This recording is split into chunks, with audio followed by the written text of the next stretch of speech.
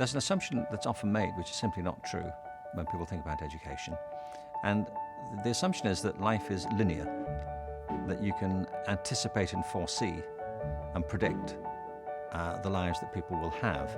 And that assumption shows itself in the way that the school curriculum is managed, how it's narrowed to certain disciplines that are thought to be more useful.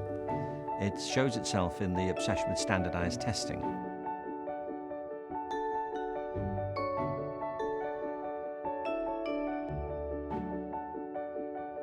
This strikes me as very ironic, because if you speak to business leaders, they say they want people who are creative, who can innovate, who can think differently, who can work in teams and who can communicate.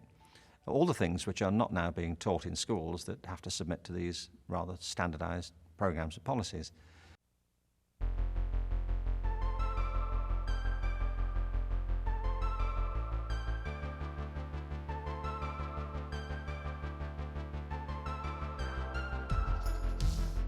So the economic imperative for creativity is absolutely clear. There was a report published by IBM which was based on a survey of 3,000 CEOs around the world. And they were asked what their priorities are as they face the future. What are things that wake them up at night? And the thing that came out top was creativity. They said, how do we run businesses that systematically promote creative thinking and creative achievement and innovation? And of course, they're now being faced with a generation of students coming through from schools who haven't been encouraged to develop these abilities at all. So the economic imperative for teaching creativity systematically in schools, I think, has never been greater.